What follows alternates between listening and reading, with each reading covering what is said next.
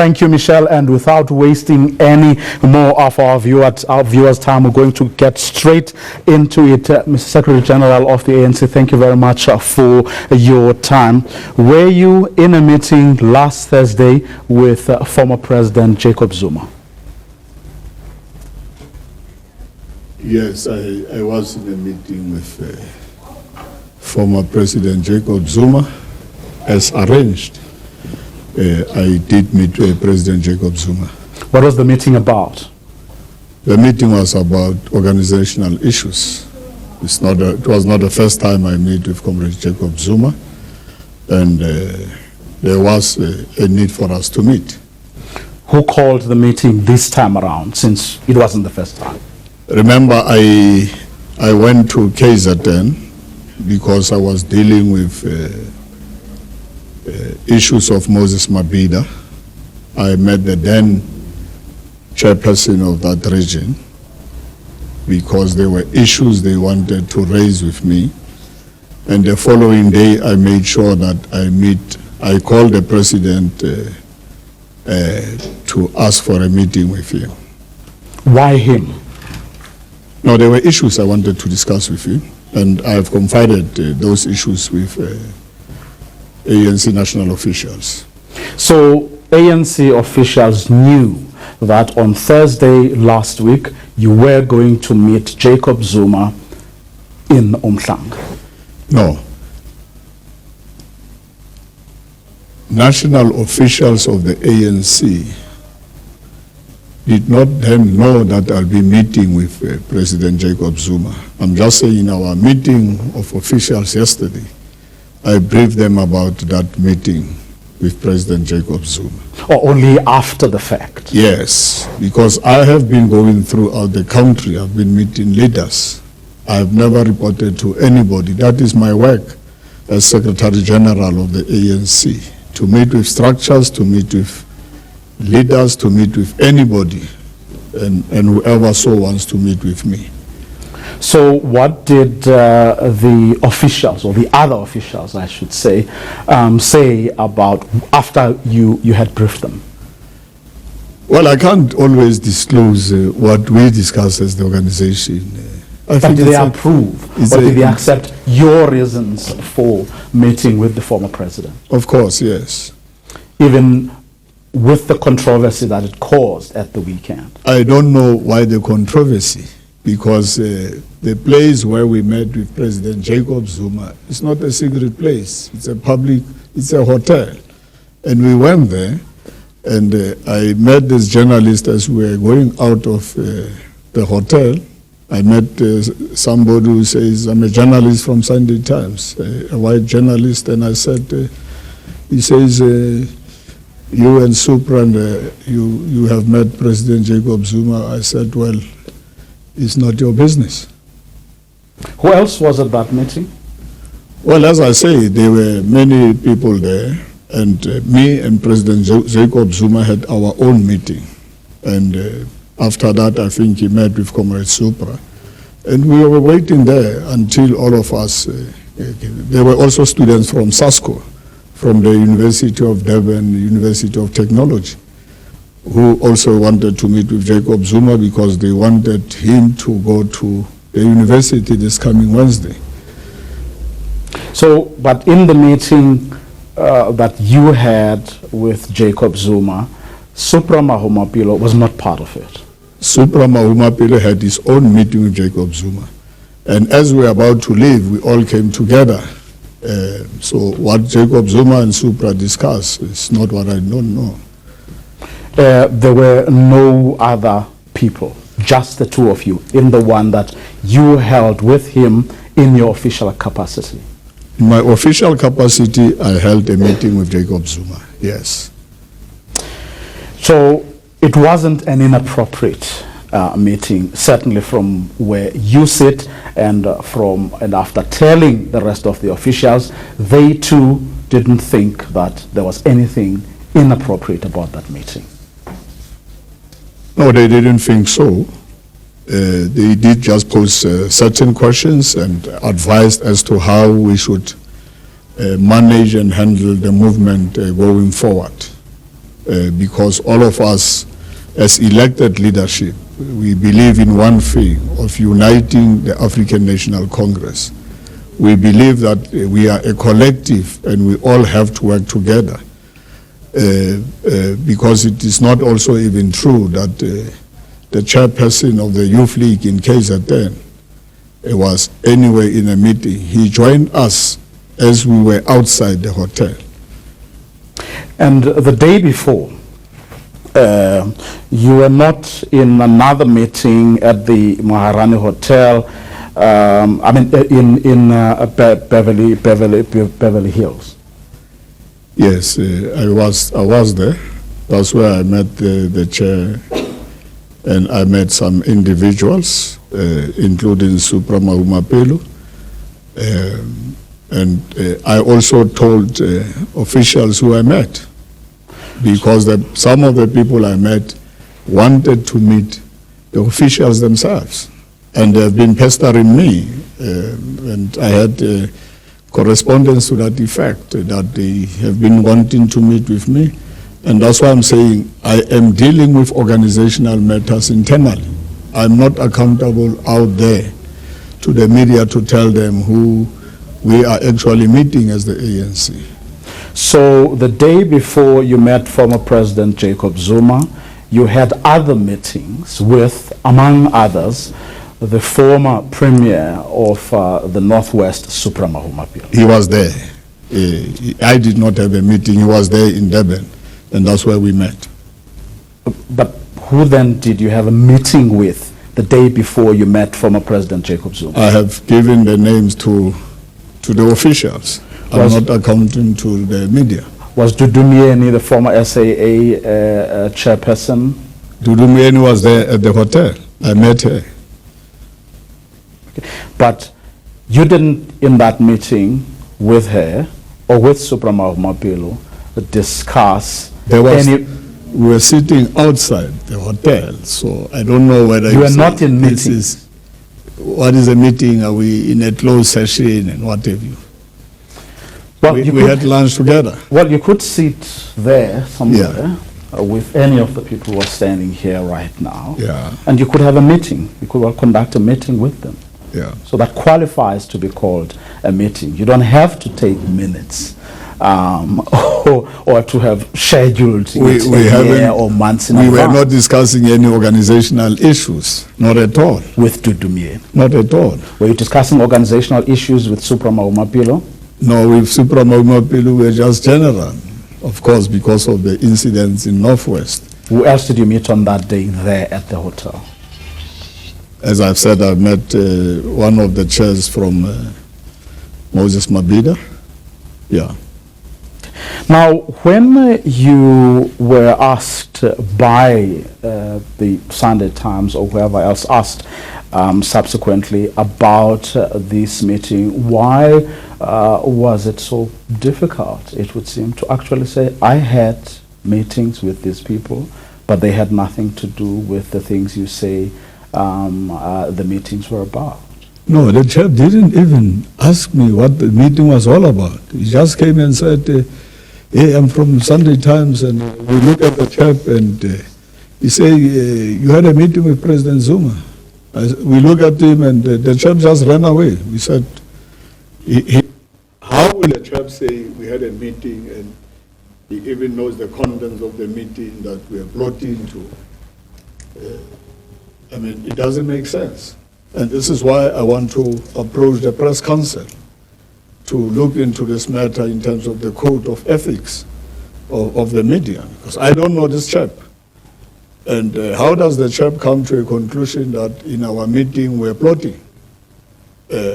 I don't have time to plot. I mean, I'm a leader myself in my own right.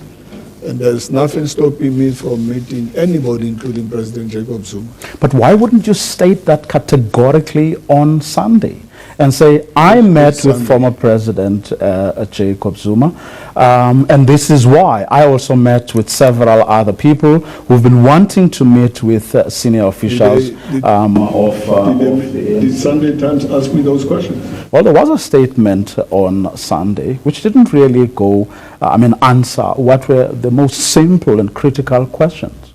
Well, I haven't talked directly, and that's why today I wanted to clarify this matter. But the statement that you tweeted, in fact, if anything, obscured instead of clarifying issues, and that is what was probably the biggest problem. Did I tweet any statement?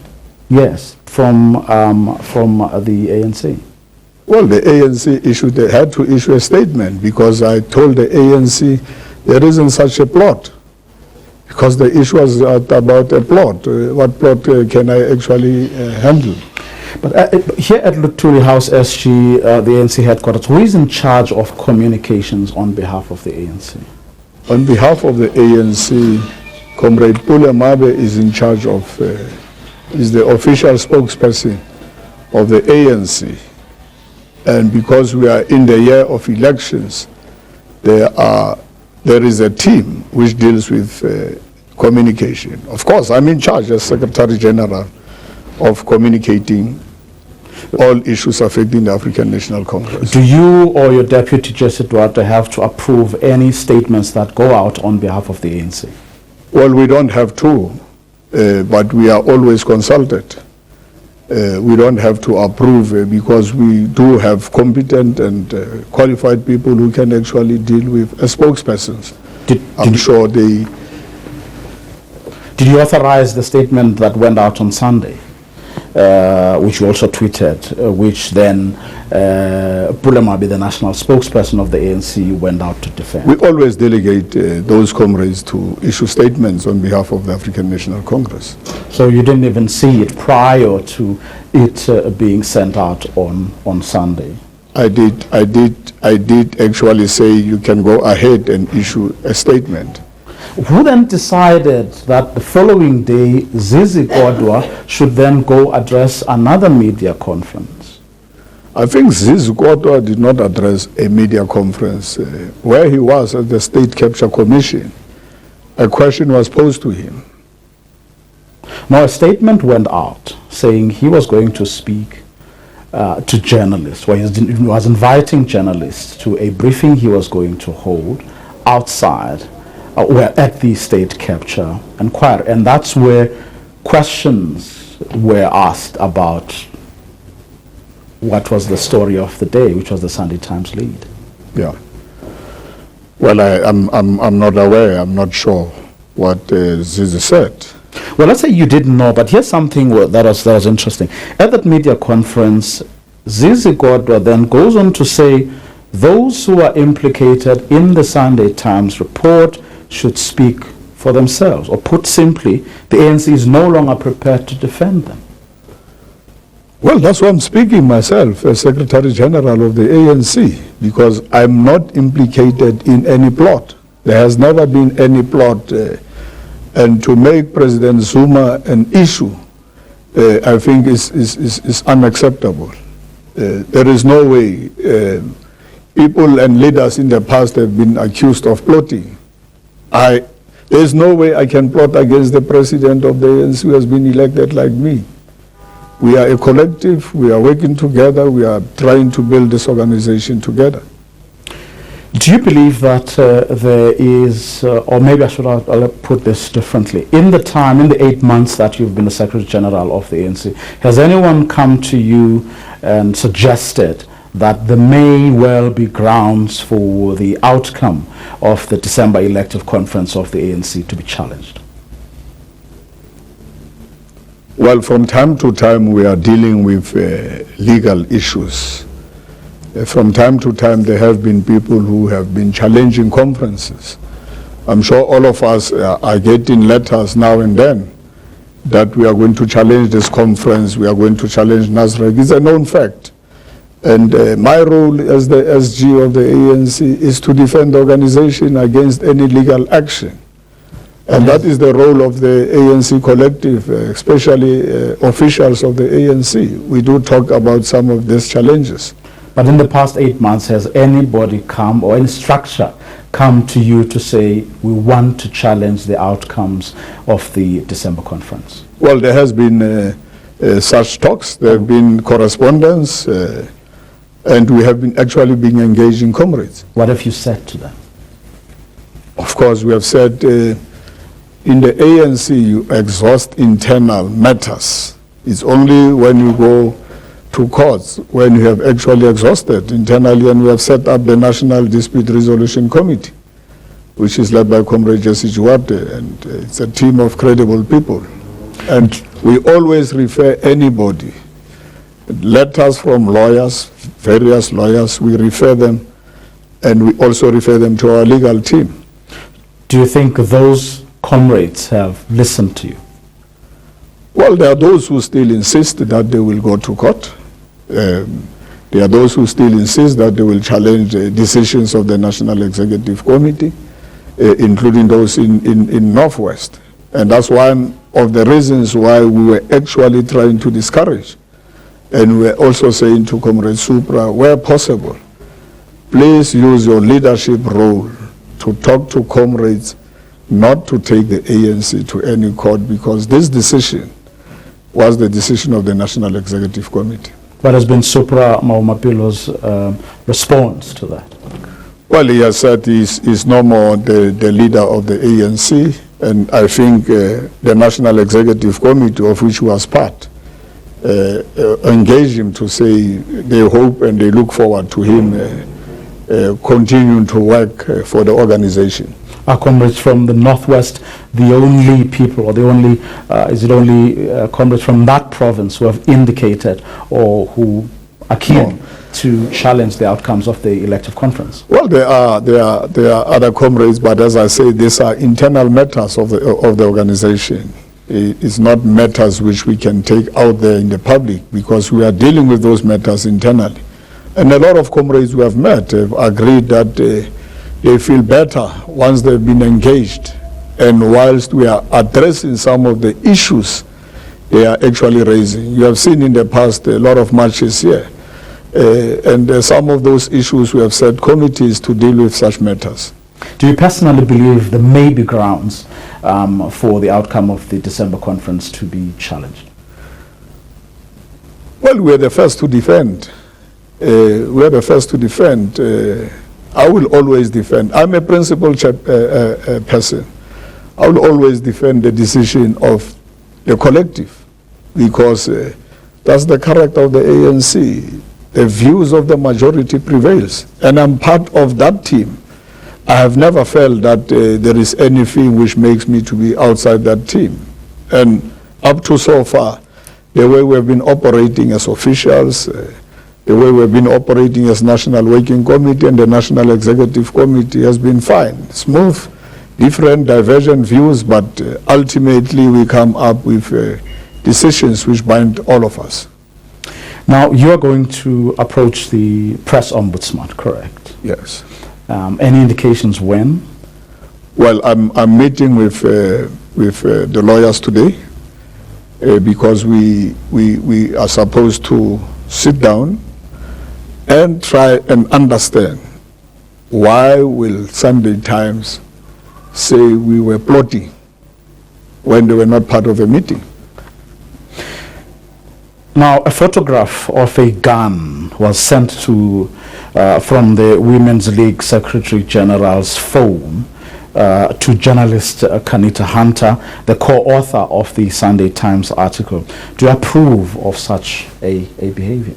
I mean, if it is true, such behavior is unacceptable. It can't be. Well, she has considered as much that the phone was hers, but she says, oh well, other people used her phone. Whatever, it is unacceptable. What are you going to do about it?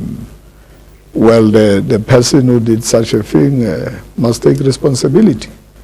But I'm sure as the organization, if it is true, we shall have to sit down and say, this is an unacceptable behavior In future, of a leader.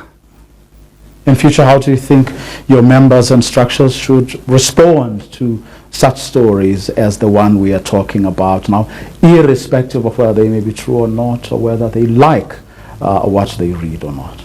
I think as the ANC is trying to unite, there is also an attempt by some within the media or by some people to try and continue driving a wedge amongst the leadership. And my advice to the leaders out there and the membership of the ANC is that we need to be very careful. We need to be vigilant at all times, because people are going to try to set us up against one another. And we must resist, because our task as leadership, as branches of the ANC at all levels, we do have differences, but we can't actually divide the organization. We can't plot against the leaders of the organization, especially the president. How will we do such a thing? Does that vigilance extend to you as well, to be aware that certain instances may just lead to, perhaps from where you sit, unintended consequences? So you have to be circumspect all the time, and where questions are being asked, perhaps it is better to respond promptly, forthrightly, and openly, so that things are cleared once and for all and immediately. It depends who asks me a question, and as to whether I know a journalist, because several times I've met a lot of bogus people, be it journalists, be it from intelligence, be it. So, of course, I have to act responsibly, and in our engagement as national officials of the ANC, we're discussing such matters. And we're actually discussing the fact that there is no way we need to separate. We have a responsibility, especially us, and especially myself as a full-time Secretary General of the ANC. And there were advices as to how we should behave and handle matters relating to the organization.